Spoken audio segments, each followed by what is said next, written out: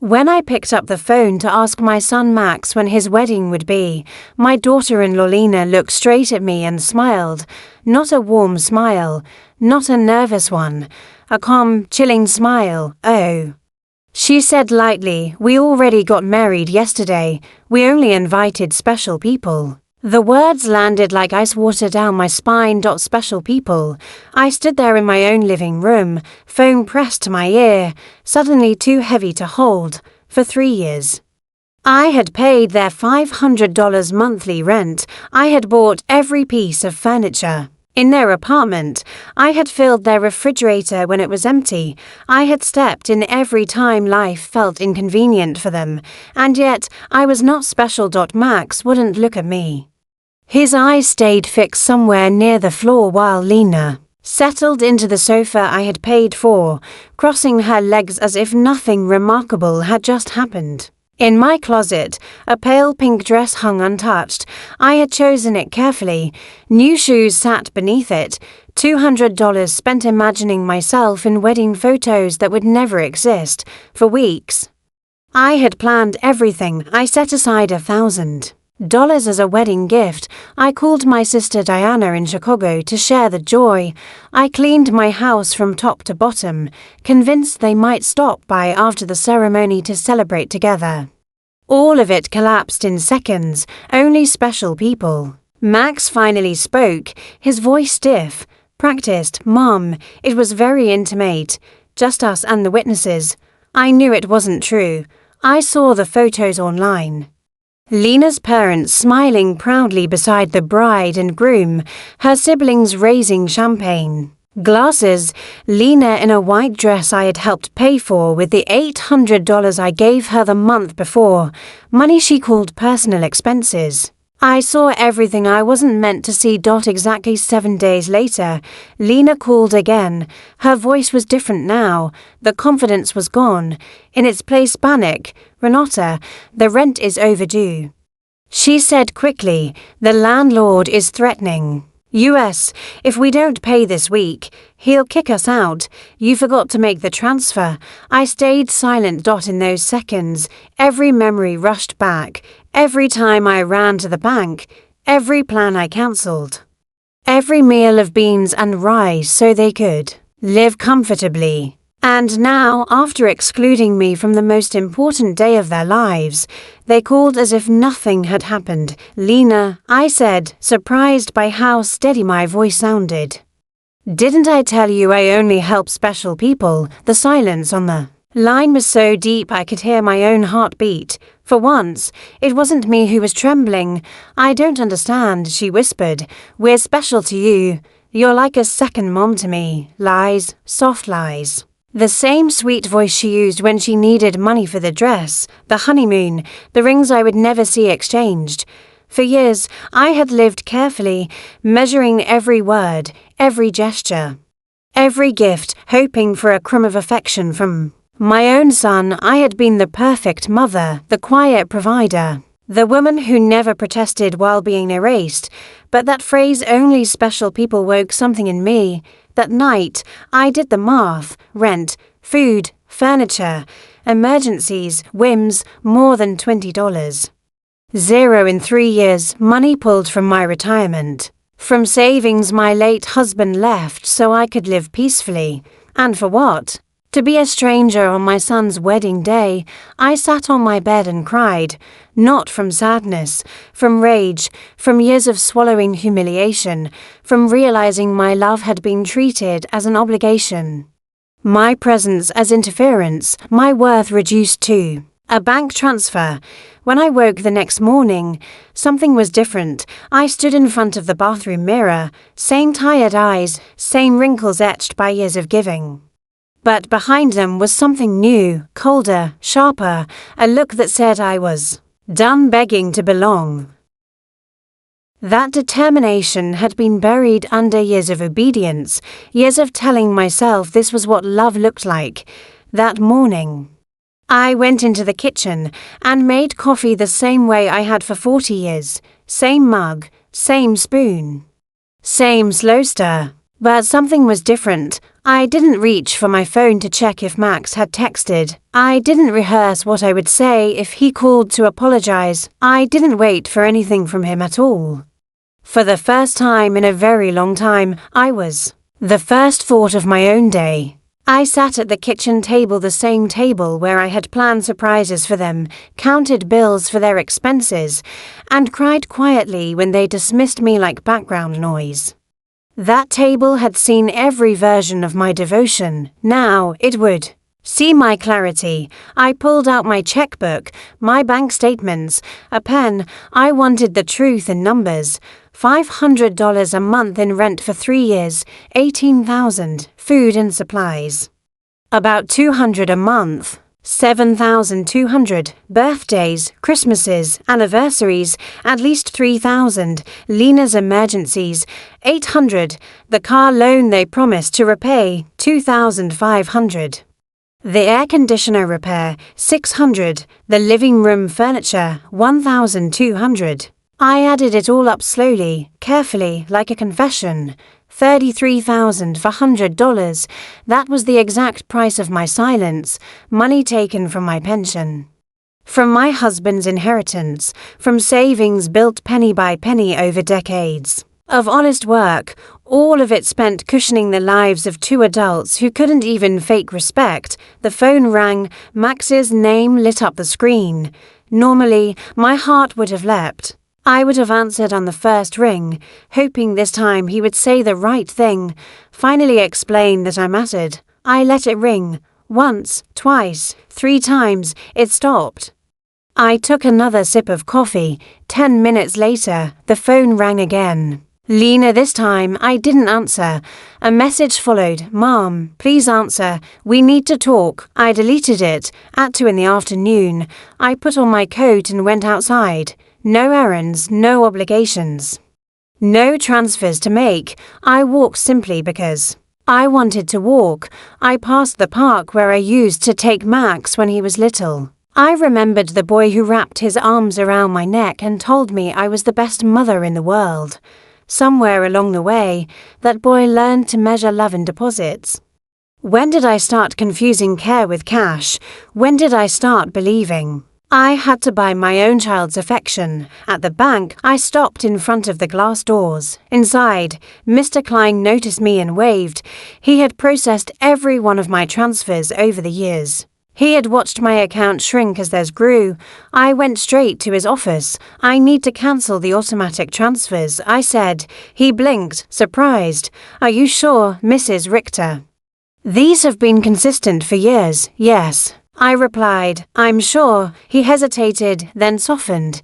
Did something happen? Yes, I said quietly. I finally opened my eyes. I asked him to cancel everything, to secure my accounts, to make sure no one but me could touch what was mine. As he worked, my phone buzzed non-stop in my bag. Max, Lena, Max again, like animals sensing the fence had been raised. I turned the phone off. When he handed me the papers, Mr. Klein paused. I hope you're not being pressured, he said gently. I looked at him and felt something tighten in my chest. This man, who knew me only through numbers, showed more concern than my own son. I'm not being pressured, I said. I've stopped pressuring myself.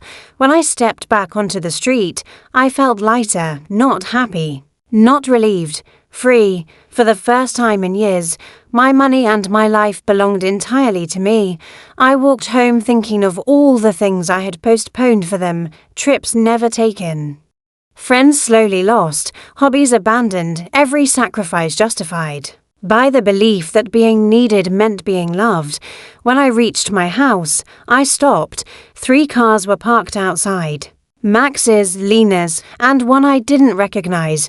Through the windows, I could see movement, shadows crossing rooms that were suddenly no longer open territory.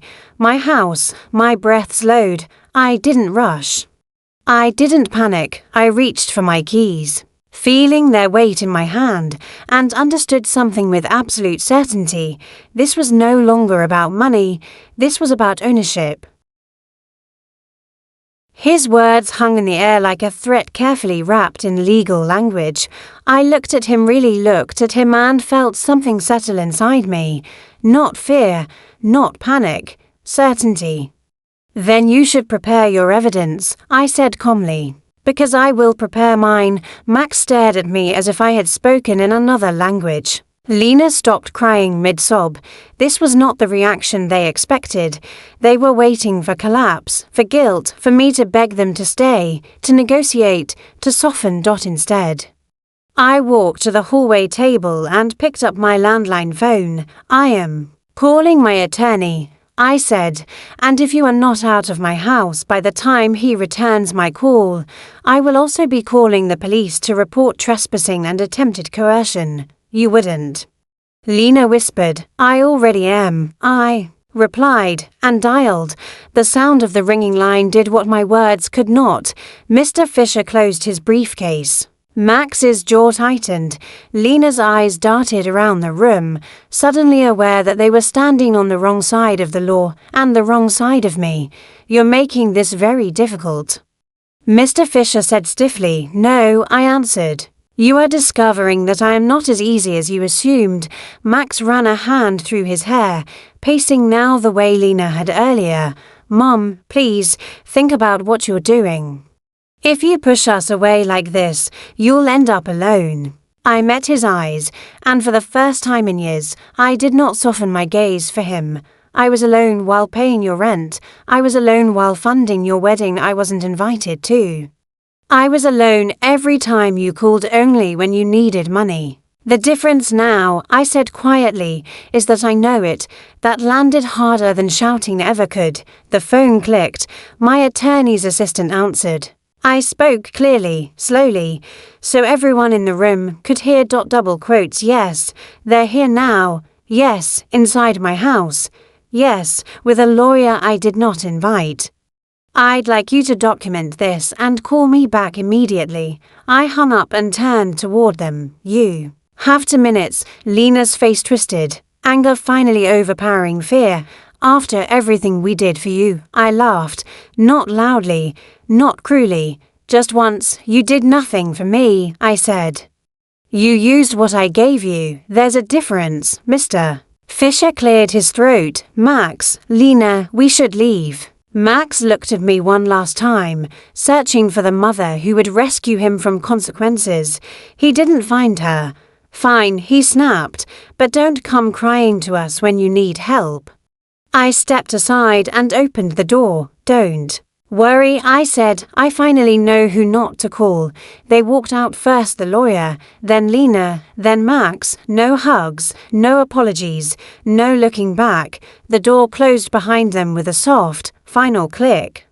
I locked it. Then I locked it again. Only after the sound of their engines faded did my hands begin to shake, not from fear, but from release. I leaned my forehead against the door and exhaled.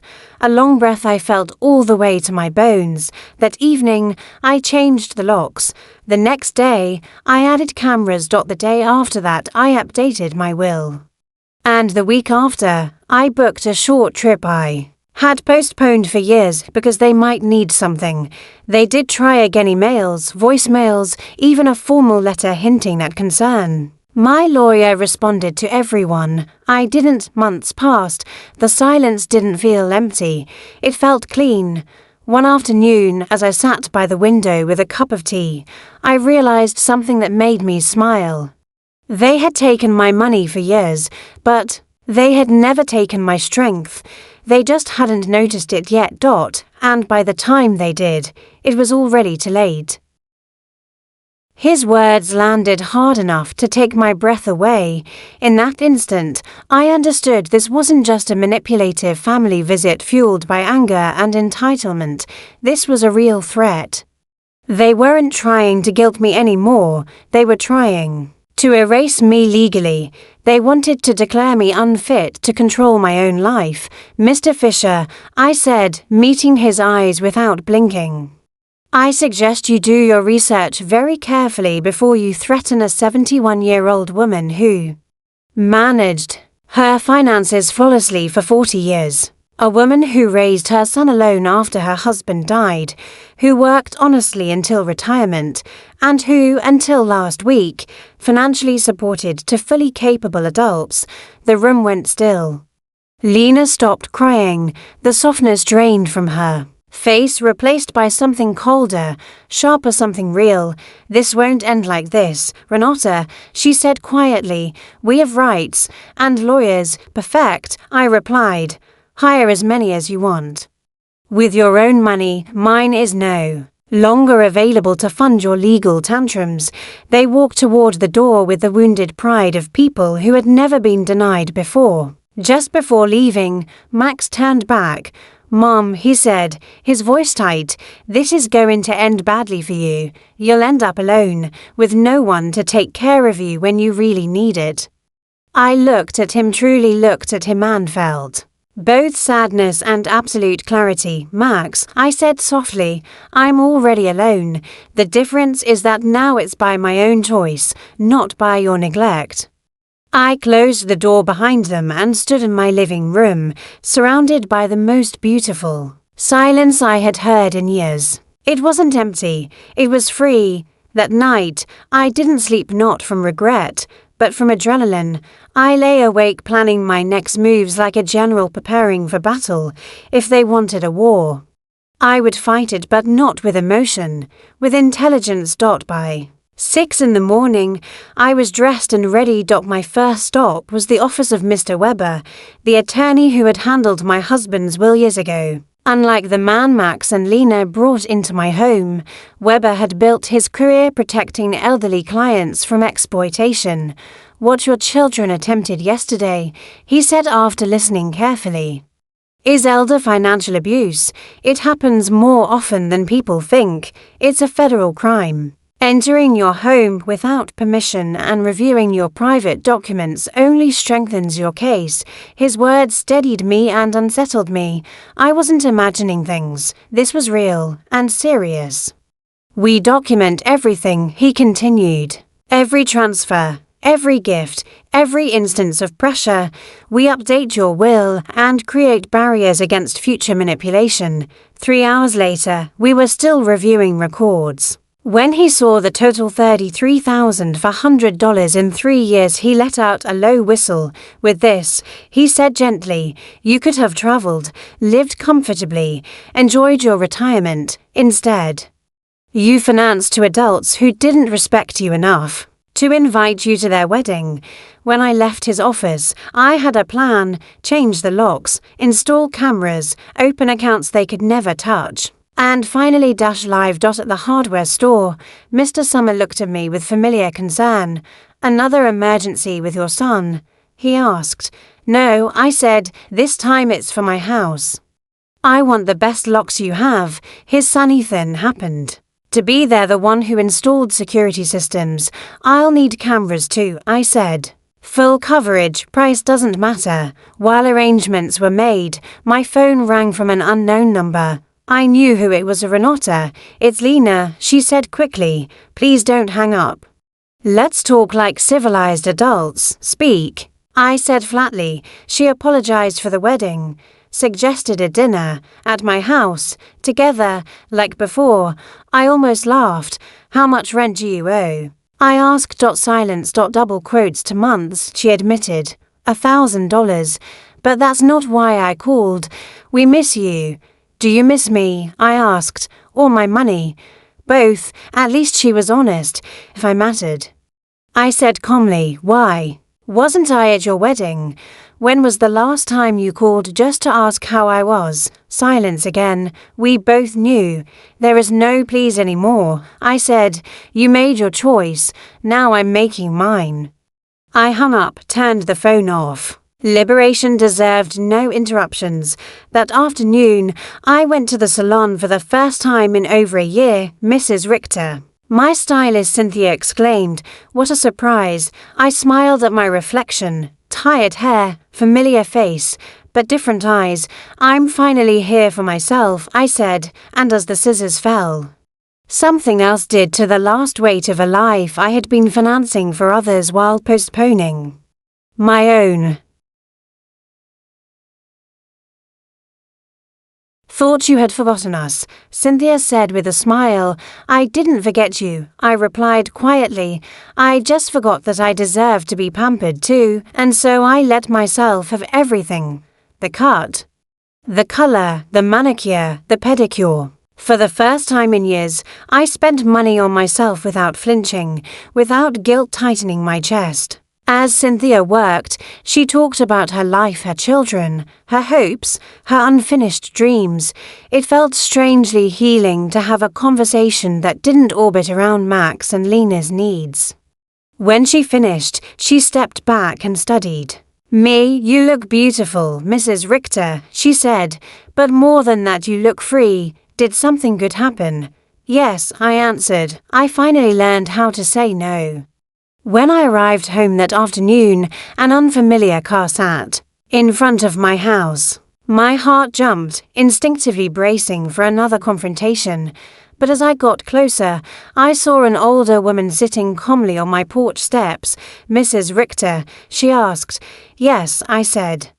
"Can I help you? My name is Eleanor Brooks. I live next door. We've been neighbours for years, but we never really talked. Yesterday, I heard raised voices coming from your house. I was worried. Her concern caught me off guard." Here was a stranger who noticed my distress when my own son had dismissed it. "Come in," I said. "I'll make coffee, and I'll tell you a story you probably won't believe." As the coffee brewed, I told her everything. She listened without interrupting, nodding gently, her eyes softening with every detail. When I finished, her eyes were wet. "You did the right thing," she said. "I went through the same thing with my daughter 5 years ago. I thought it was my duty to fund her adult life. I believed she wouldn't love me if I stopped. What happened?" I asked. "I stopped the money," she said. "At first it was awful. Threats, guilt, emotional blackmail. But 6 months later, she called to apologize truly. Now we have a real relationship, one built on love, not money." Her words settled into me like warmth after a long winter. "Do you think Max and Lena will understand one day?" I asked. "Maybe," she said honestly. "Maybe not, but that's no longer your responsibility. Your responsibility now is to live." That night, for the first time in 3 years, I went to bed without worrying about rent payments that weren't mine, groceries I wouldn't eat, problems I didn't create.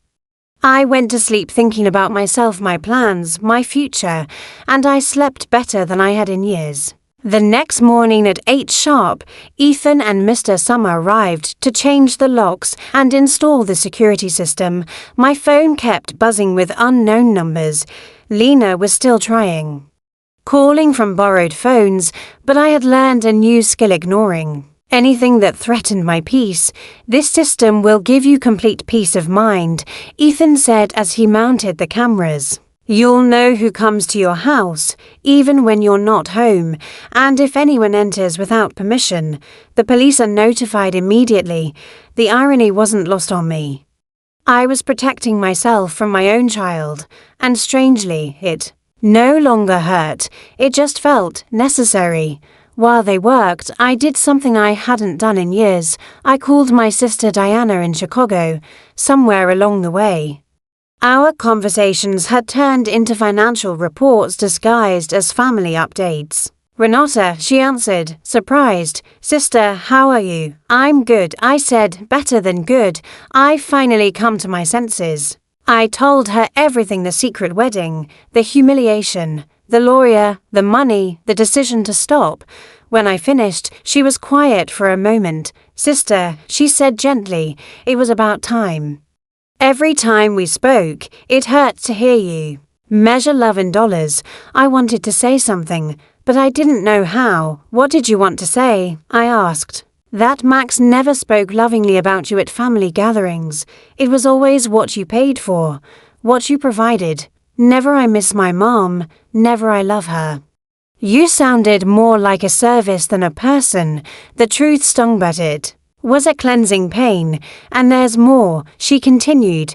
"Lena always talked about you in the future tense. When Renata is no longer here, when we inherit, as if they were waiting for you to disappear.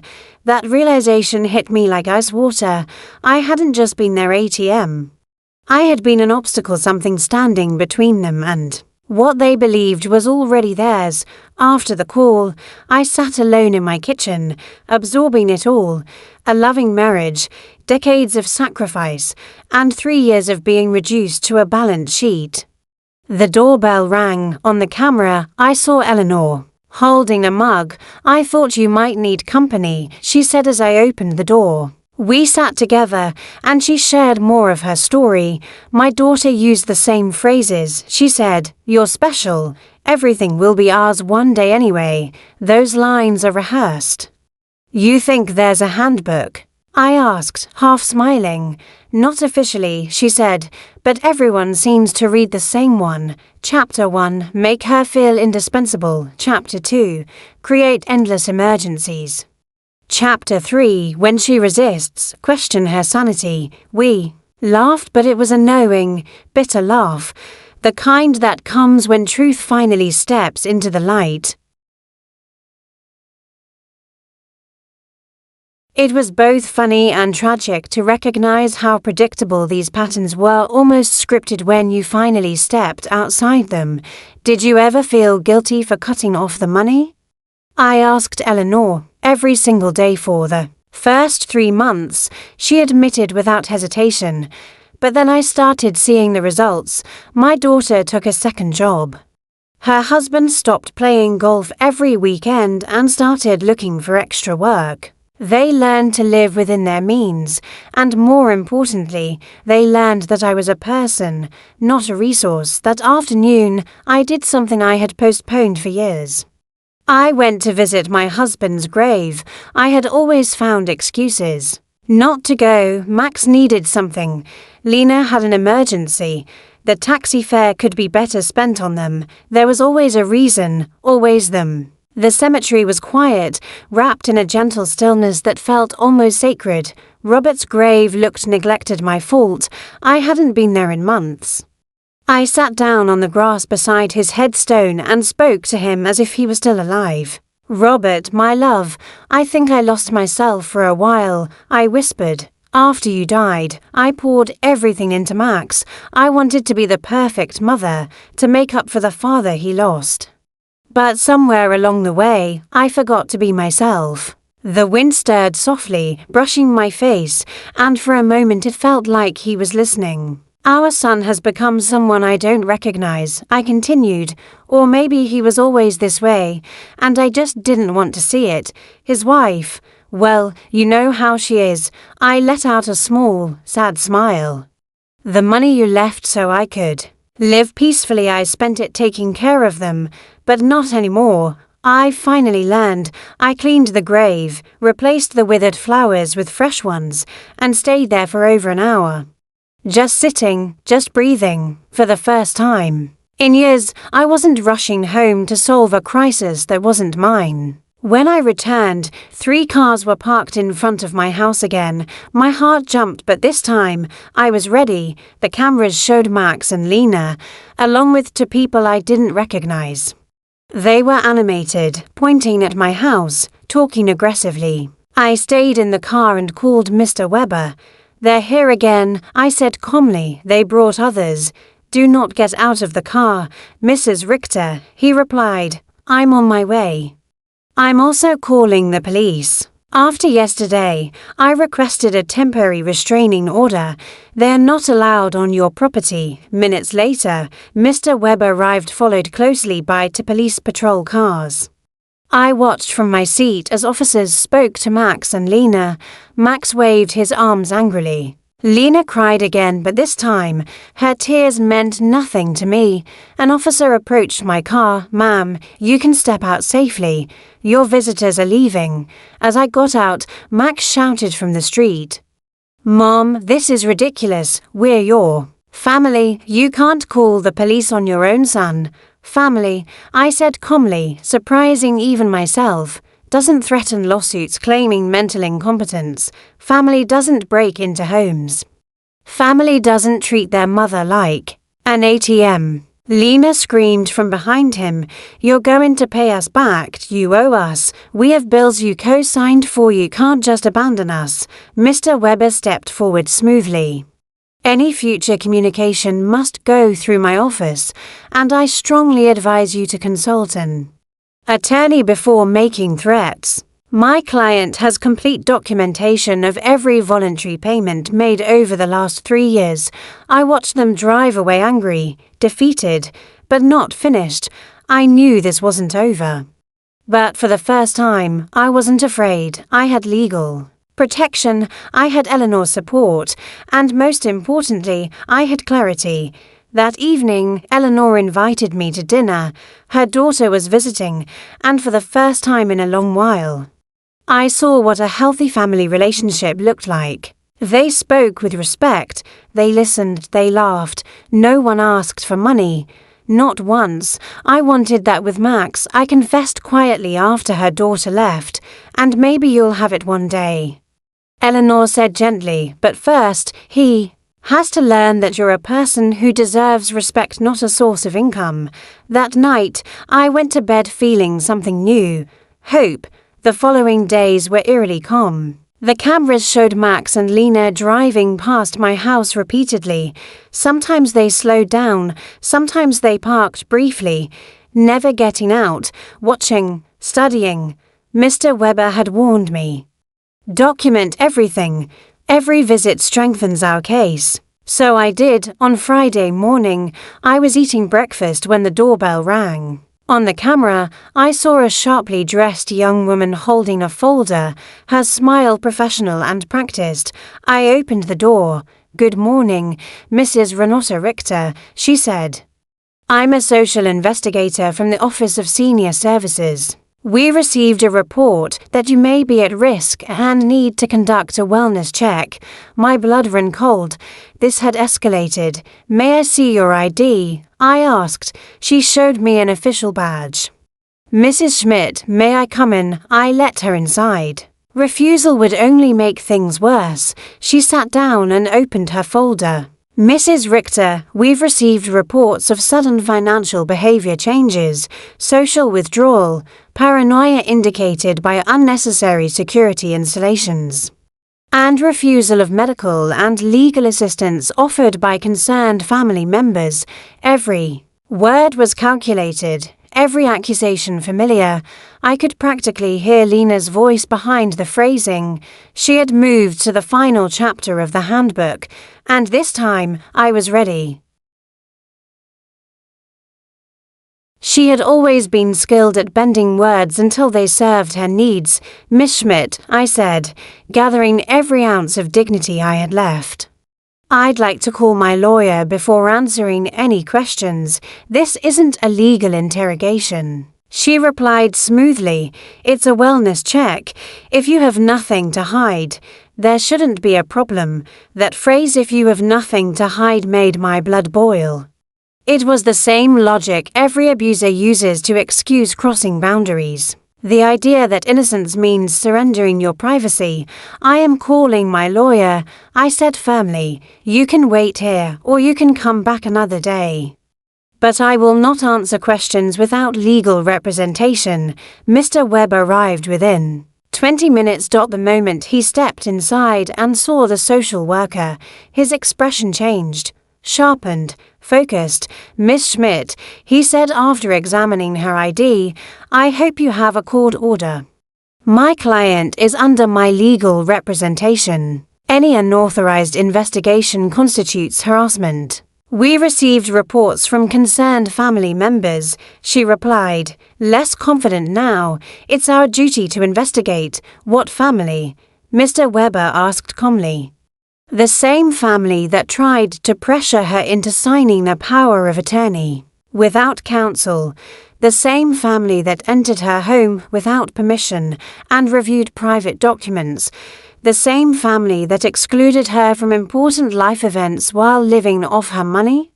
He placed a folder on the table. "Here is full documentation of elder financial abuse, $33,400 taken over 3 years. Emotional manipulation, social isolation. If someone needs investigation, it isn't my client. Mrs. Schmidt flipped through the papers, her discomfort growing with every page. It was clear the story she'd been given didn't match the reality. In front of her double quotes Mrs. Richter, she said carefully, "Can you explain why you abruptly stopped financially supporting your son?" Because I finally understood I was being used, I said simply, because I realized I wasn't a mother to them, I was a bank account. And because I was tired of funding the lives of people who saw me as an obstacle. But don't you feel it's your responsibility to help your family? She asked. The question outraged me. My responsibility, I said steadily, was to raise my son, educate him, and give him the tools to stand on his own. He is 35 years old, married and capable. Supporting his adult life is not my duty. It was a choice and I've chosen to stop. Mr. Weber leaned in. Would you consider it normal for a 35-year-old man to be unable to pay rent without his 71-year-old mother? Mrs. Schmidt hesitated. I could see the shift happening. Do you manage your own finances? She asked. I can show you everything: bank statements, investments, taxes, all current, all organized. Do you live independently? I maintain my home. I drive myself. I care for my health. I have relationships with neighbors. Any medication, vitamins, occasionally aspirin. Mr. Weber added, my client has undergone full medical evaluations. She is mentally and physically sound. Mrs. Schmidt closed her folder, based on this conversation and the documentation provided. I see no indication that you are at risk. This case will be closed. When she left, the house felt lighter. Weber broke the silence. Renata, this will escalate. They're spending money they don't have to try to take control of yours. So they're desperate, I said. Exactly. They may attempt an incompetency lawsuit. It's expensive and difficult, but not impossible. The thought chilled me. They could try, he continued, but we have strong evidence. Their motive is greed, not concern. That afternoon, I called my sister. Do you hear how far they're willing to go? Diana said quietly, they're destroying relationships, reputations, everything for access to your money. She was right. There was no going back, no reconciliation. Not because I refused, but because they had revealed who they truly were. The realization hurt, and it freed me. That evening, Eleanor came by with a surprise. She brought friends from her garden club, women who knew this story all too well. We shared our experiences, boundaries drawn, wills rewritten, relationships broken to save oneself. What hurts most, I admitted, isn't the money, it's realizing the love I believed in never existed. Alfreda, 80 years wise, looked at me gently. Real love can't be bought. If you had to pay for it, it was never love. Her words settled deep in my chest. I had bought attention, not affection. I had funded an illusion. And you know what I've learned, I said softly. Being lonely among people who don't love you is far worse than being alone by yourself. For the first time, that truth didn't scare me. It felt like peace.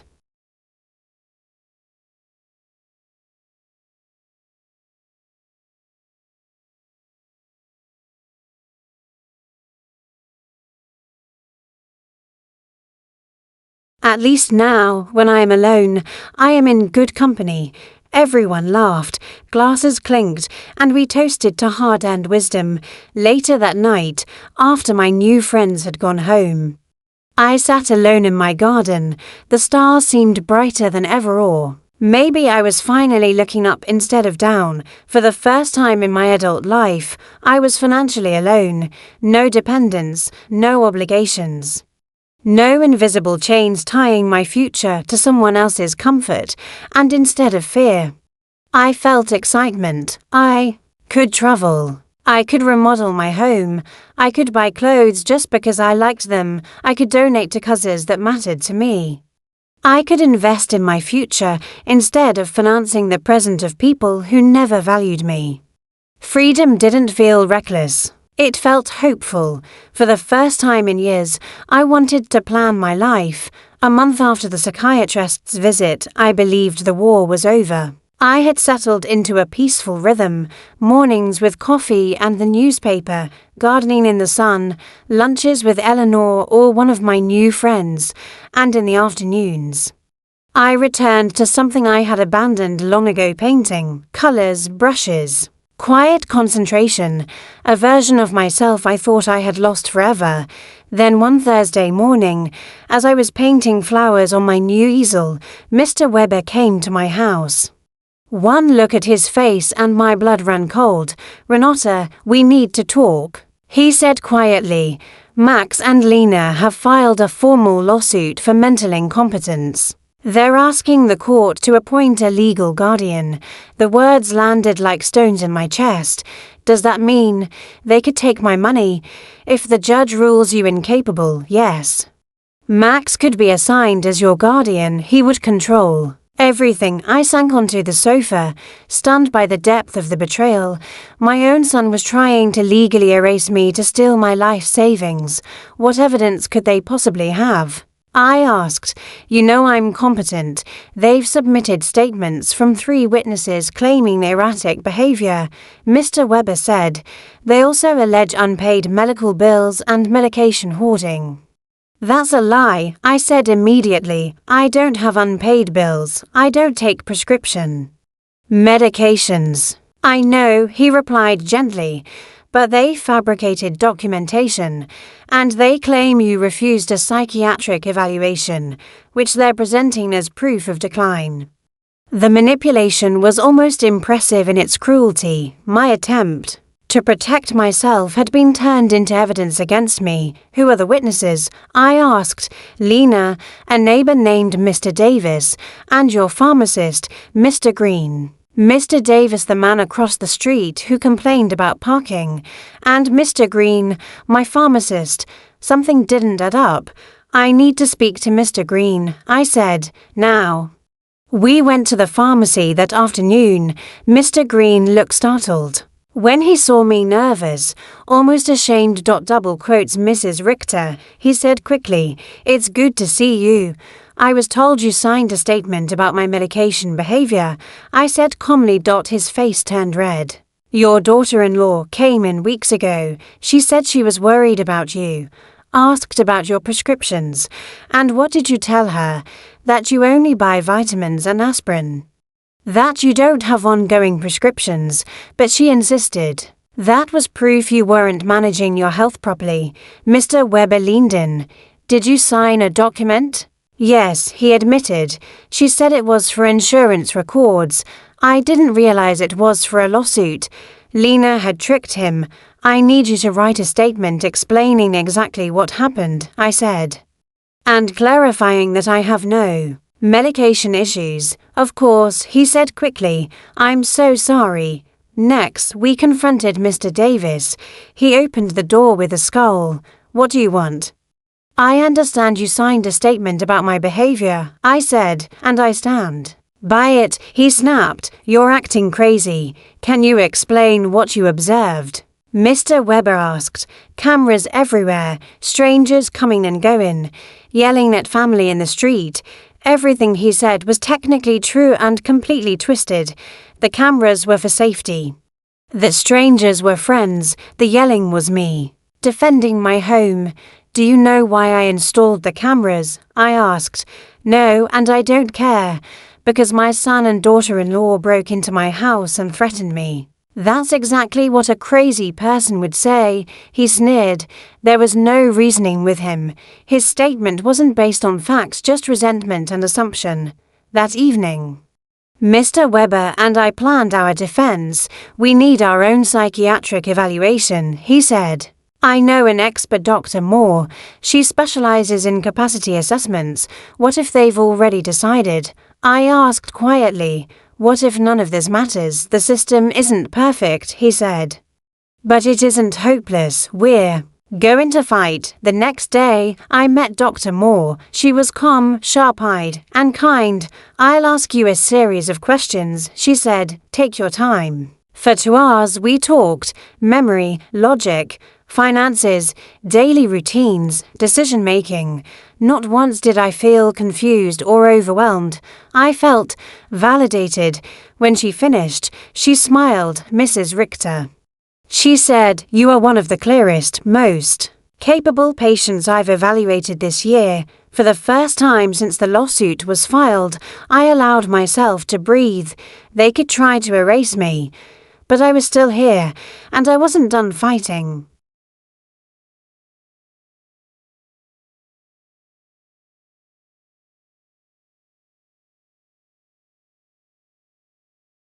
At least now, when I was alone, I was in good company. Everyone laughed, glasses clinked, and we toasted to the strange wisdom that only arrives after life has broken you open. Later that night, after my new friends drifted home, I stayed behind. In my garden, the air was still, the stars looked brighter than I remembered, or maybe I was finally seeing them clearly, for the first time in my adult life. I stood completely on my own financially, no dependents, no obligations, no one's hand in my pocket but mine. And instead of fear, I felt something unexpected rise inside me. Excitement. I could travel when I wanted. I could remodel my house just because it pleased me.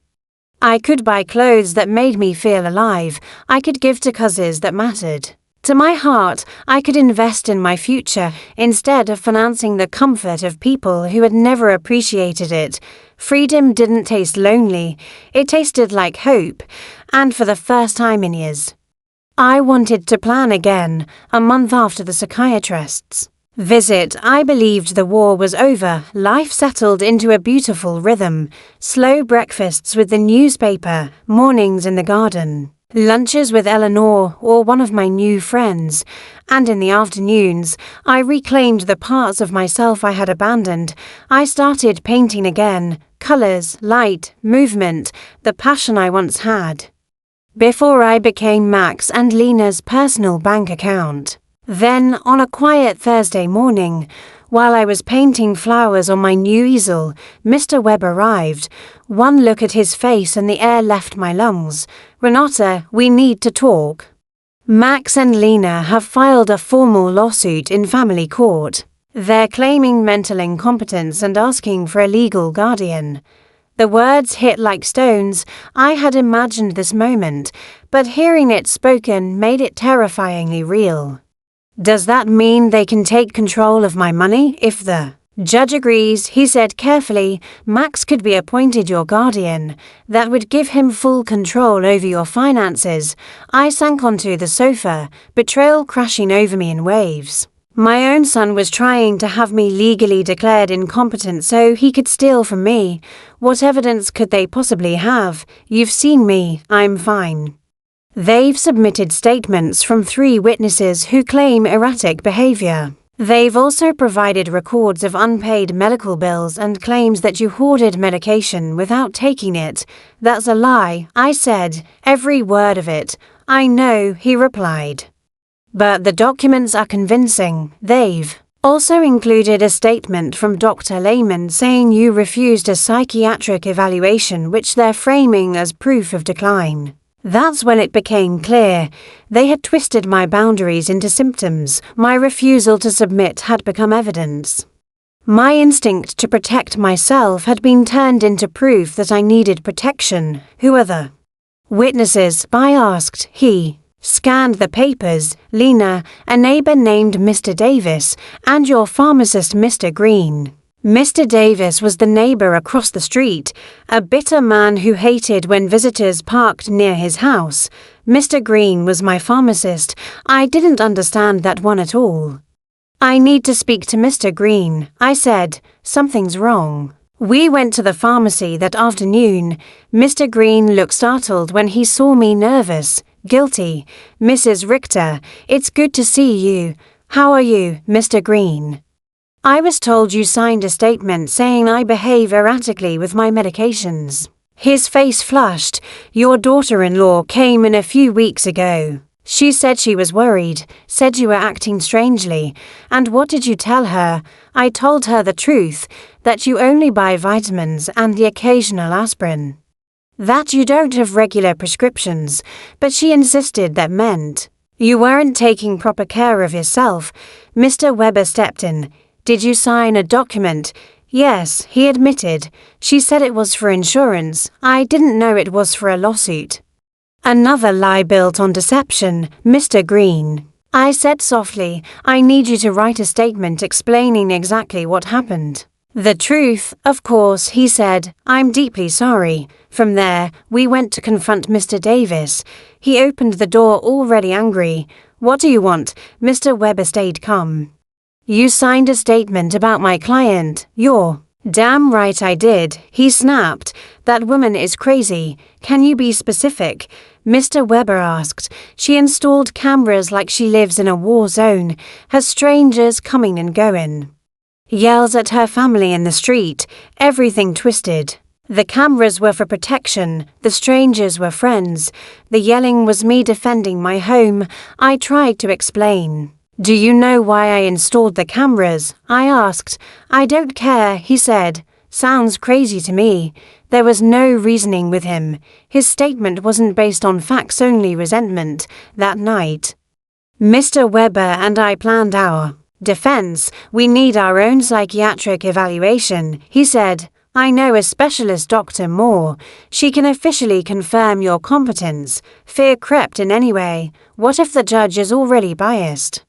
The system isn't perfect, he said, but it's not completely broken. We have evidence, and we'll fight. The next day, I met Dr. Moore. She was calm, sharp-eyed, and kind. For 2 hours, she tested my memory, my reasoning, my finances, my emotions, math, logic, judgment. At the end, she smiled.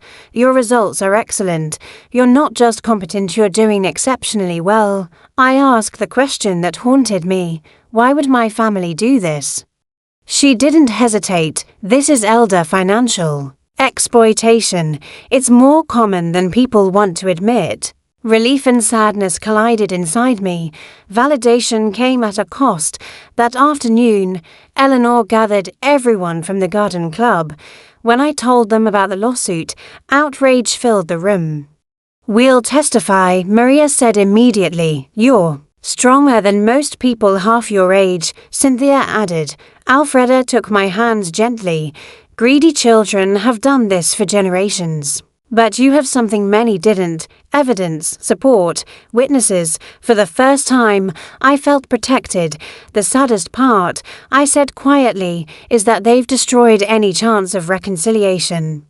Maybe that's clarity. Cynthia said, not cruelty. That night, I cried not from weakness, but grief. I said goodbye to the son I thought I had, to the illusion of unconditional love, and in its place, something stronger grew, resolve. 3 weeks later, the trial arrived. I put on my black suit and looked in the mirror. Today wasn't just about mental capacity. It was about dignity, freedom, worth. At the courthouse, I saw Max and Lena. He wouldn't meet my eyes, she did with ice. Their lawyer painted me as confused, manipulated, unstable. Empowerment twisted into pathology, independence, framed as paranoia. Then Lena testified, tears, trembling voice, lies wrapped in love. Under cross-examination, the truth cracked, dates forgotten, contradictions exposed. Then Max took the stand, my son, lying about me, when asked how much money he'd received. The silence said everything. When asked about breaking into my home, the mask fell, and in that moment, standing there in court, I knew something for certain. Whatever the verdict, I was already free.